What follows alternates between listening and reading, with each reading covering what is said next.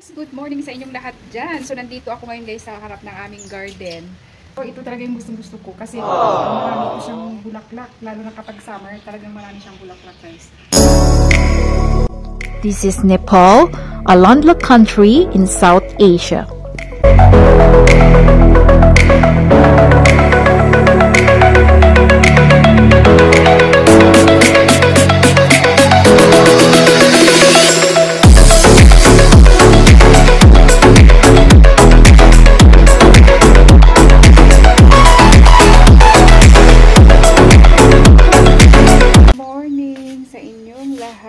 So, pupunta ako dyan ngayon guys sa aming garden. Kasi, di ba, nabanggit ko sa inyo may soya bean kami dyan. So, mamimitas ako kasi yun ang lutuin ko ngayong umaga. So, samahan nyo ako at papakita ko sa inyo guys. Let's go!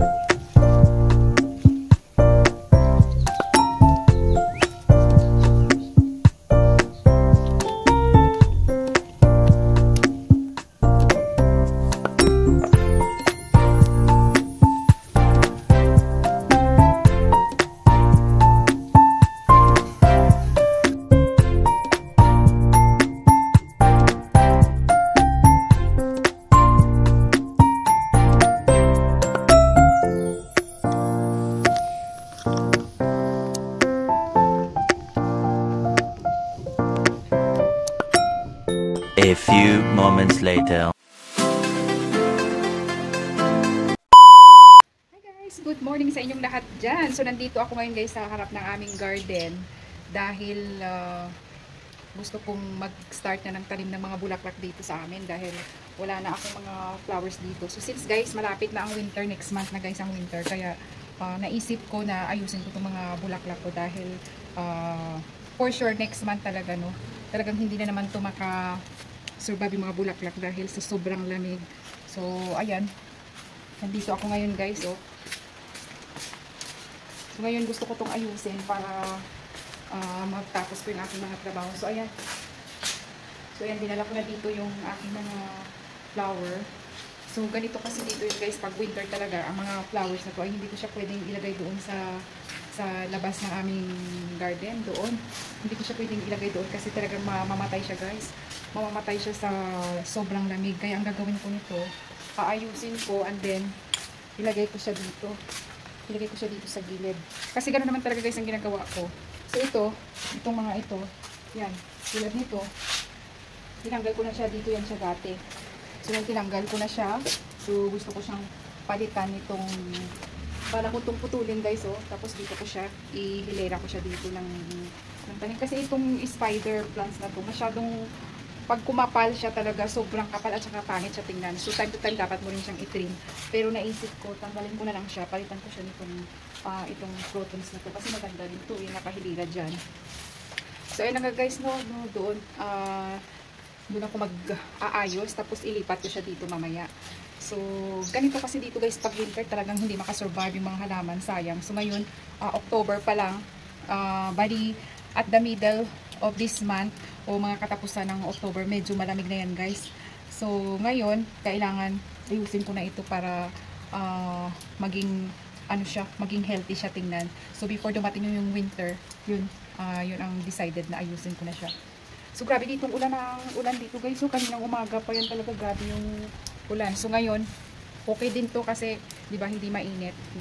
So ayusin ko na lang ito ngayon kasi pag mainit, sobrang init din tapos pawis na pawis ka, kaya sabi ko kahit umuulan ayusin ko to ngayon yung aking garden. So ayun na guys, samahan niyo ako dahil ayusin ko na. Ayun, andun na yung ating mga paso. Ayan.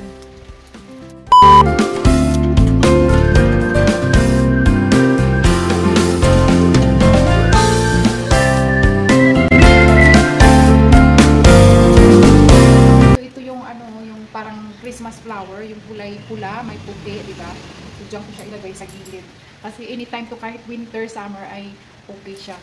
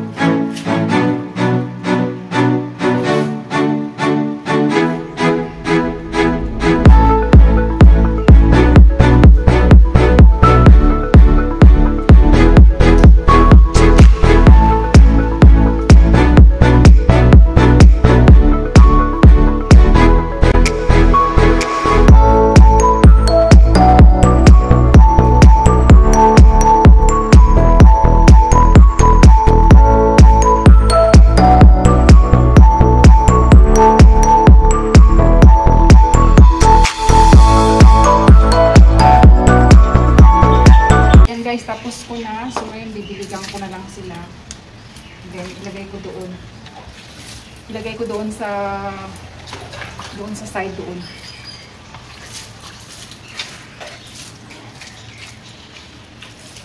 Kailangan ko pa guys bumili ng ng mga paso. Tapos kasi gusto kong tanim yung vegetable. Gusto ko magtanim ng isang flower doon na talaga yung bilog siya. Kasi kahit winter o summer, talagang namumulaklak siya guys. So ito guys, ito talaga yung gusto ko. Kasi marami ito siyang bulaklak. Lalo na kapag summer, talagang marami siyang bulaklak guys. Tapos pag winter din, hindi siya gano'ng namumulaklak pag summer lang.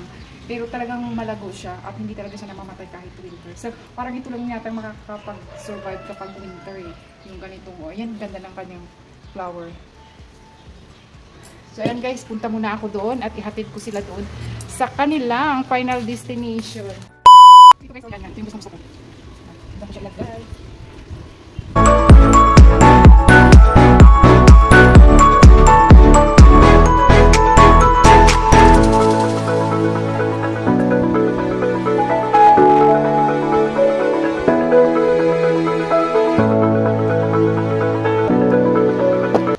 Yan, ito naman. Ko lang siya ilagay. Kailangan mag-sombrero tayo kasi walang pigil guys yung ulan. Grabe ang kanina pa to ulan ng ulan. So, kailangan mag-sombrero tayo. Otherwise, sasakit talaga ang ulo ko dito sa tawag dito sa ambon.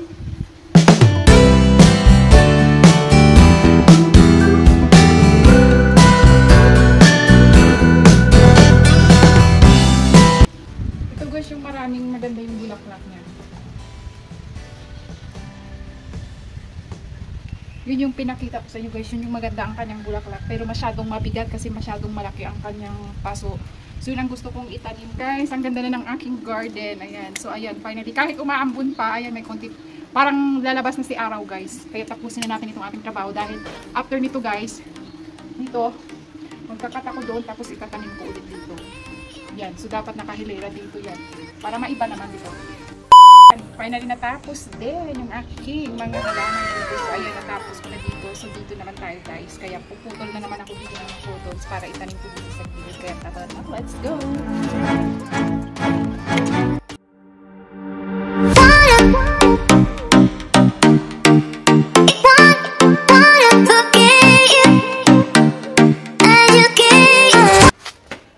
Wala akong problema kapag winter kasi hindi siya mamamatay. So, nandyan lang siya talaga. So, hanggang siya ay dumami.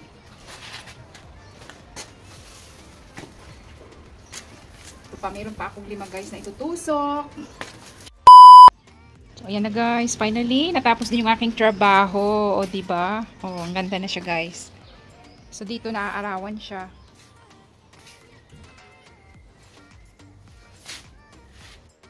Guys, finally natapos ko din yung aking trabaho and at the same time nagka-araw na rin. So nakisama talaga siya. So hindi naman ganun kalakas, ambon-ambon lang. Kaya nakasombrero ako kanina. So ngayon, ayan, okay na yung aking paligid. So ayan, ang ganda na ng aking mga flower pots. O diba? Guys, ang kagandahan no, kapag may flowers sa ating tahanan ay talagang, 'di ba, makulay din yung ating buhay kumbaga, kasi nakikita mo yung makulay, 'di ba? So, yun, mahilig talaga ako guys sa flower, pero yun nga, dahil konti lang yung aking paso, so ito lang muna yung aking itatanim. So, kailangan ko pa ng another paso, kasi yun ang gusto ko talaga guys. Ito yung flower na to, yan talaga, nagagandahan talaga ko yan guys, kasi ang bulaklak niya talagang napakalaki, tapos maraming ibang kulay yan, at hindi kaagad siya namamatay kapag itanim mo. Talagang ma-survive talaga siya, at talagang madali lang siyang itanim kumbaga. So anyway guys, ayan, pakita ko pa sa inyo. Ayan, dito pa pala napakita sa inyo. So ito guys yung aking tanglad. Ayan, tinali ko siya para hindi siya hindi siya kung saan siya na pupuntang planeta yung mga dahon niya. Kaya ayan guys, ang ganda. So far, hindi pa ngayon malamig, pero parating na ang lamig guys. Kaya asahan ninyo itong aming garden for the meantime. So soybean lang ang laman niya, and hindi pa rin kami nakatanim ng maraming broccoli at kauli, but hopefully guys, i-update ko kayo kung ano yung aming maiitatanim dyan next. But for sure, sigurado talaga na may mga broccoli kami at mga kauli na itatanim. So ganoon naman talaga guys, every year nagtatanim talaga kami, at alam ko naman, nakikita nyo yun sa aking vlog. So so far talagang mapayapa na naman ang araw ko, kasi natapos na naman natin yung isang task, o diba? So ganun talaga ako guys, kapag may natapos akong trabaho, parang sarap lang ng pakiramdam, panatag yung loob mo, diba? So anyway guys, yun lang ang ating vlog for today. Thank you so much for watching, at maraming salamat sa inyong pagsama sa akin sa vlog na ito. Huwag kaligtaan i-subscribe ang aking channel kung magustuhan mo ang video na ito. So thank you so much guys for watching, at susunod ay kita-kits tayo sa ating next vlog. Bye!